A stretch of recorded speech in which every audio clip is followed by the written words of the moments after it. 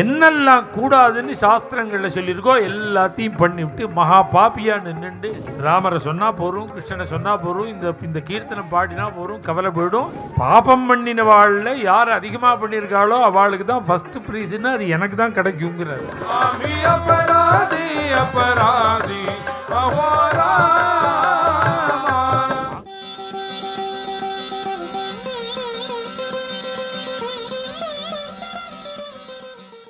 காப்பாத்துன்னு நீ என்னை பார்த்து கேட்டா நீ அதிகாரியா இருக்கணும், நீ ஃபிட்டா இருக்கணும்.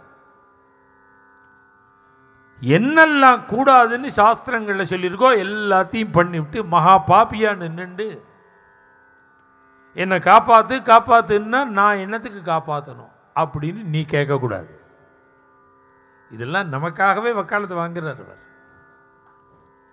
ஏன்னா எல்லாம் நம்மகிட்ட இருக்கணும், என்ன இல்லை சொல்லுங்க. அநேகமாக இன்னென்ன பாபம் நவானாம் நவவிதானாம் புகுணாம் புகுவிதா ராமேஸ்வரம் மாதிரி உள்ள இடத்துக்கு போனால் பாப்பம் சங்கல்பம் பண்ணி வைப்பா, பார்த்தாலே பயமாக இருக்கும். நம்மாத்துலலாம் என்ன பண்ணுறது, நவானாம் நவவிதானாம் புகுணாம் புகுவிதானம் அப்படியே முடிச்சிருவா. நீ ராமேஸ்வரத்துக்கு போனால் அப்படி சொல்ல மாட்டா. நவானாம்னா 9, அந்த 9 பேரை சொல்லுவா.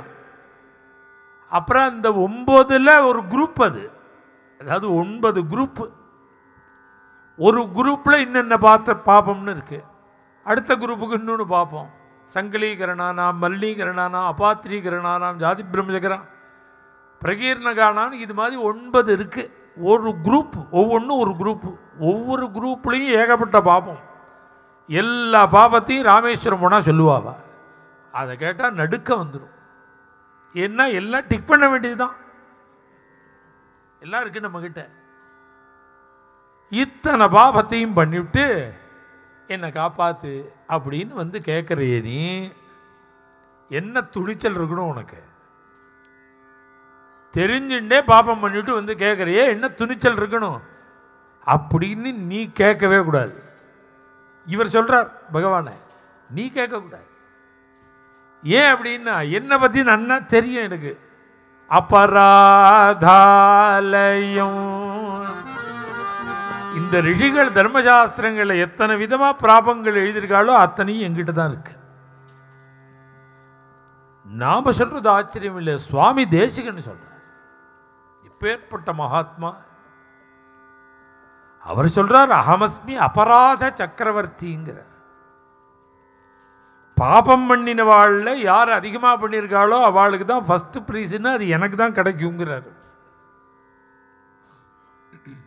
அதை விட ஒரு ராமபக்தர் பிறந்தத்திலேருந்து கடைசி பரியந்தம் ராமநாமன் சொல்லிண்டு இந்த சரீர தியாகம் பண்ணும்போது கோதண்டபாணியா ராமரே வந்து நிற்கிறார்.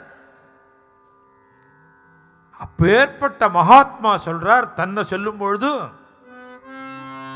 ஆமி அபராதி அபராதி அகோராமா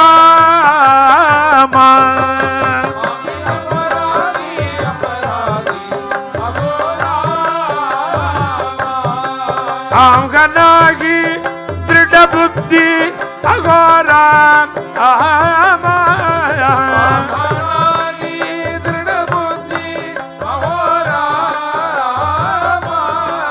ஆமி அபராதி அபராதி அகோராமா ஆமி அபராதி அபராதி அவர் ராமரை பார்த்து சொல்றாரு, இந்த அத்தனை பாபம் பண்ணியிருக்கேன் நான், அபராதி அபராதி. திருட புத்தி இல்லை, நேத்தி மாதிரி இன்னைக்கு இல்லை, இன்னி மாதிரி நாளைக்கு இல்லை, கார்த்தால மாதிரி மத்தியானம் இல்லை, மத்தியானம் மாதிரி சாயங்காலம் இல்லை, குரங்கு மாதிரி இருக்கும் மனசு. ஆம்கனாகி திருட புத்தி அகோரா. நன்னா தெரியுது, இப்போ கதை கேட்கும்போது உங்களுக்கு தான் தெரியுது. இவ்வளோ கவலை அனாவசியமாக பட்டமே எவ்வளவு அழகாக சொல்கிறார். ராமரை சொன்னால் போகிறோம், கிருஷ்ணனை சொன்னால் போகிறோம், இந்த கீர்த்தனம் பாடினா போகிறோம், கவலை போயிடும். எல்லாம் எது வரையில் இருக்குன்னா இந்த கேட்டு தாண்டுற வரையும் தான் இருக்கும். அதுக்கப்புறம் என்னன்னா அவர் அப்படி தான் சொல்லுவார்னா நம்ம அதுக்கு வந்து பார்த்தா தெரியும். அவருக்கு என்ன, நம்ம ஆத்துக்கு வந்து பார்த்தா தான் நம்ம கஷ்டம் தெரியும். மேலும் இது போன்ற சிறப்பான நிகழ்ச்சிகளை காண இப்போவே லைக் பண்ணுங்க, ஷேர் பண்ணுங்க, மறக்காம சப்ஸ்கிரைப் பண்ணுங்க.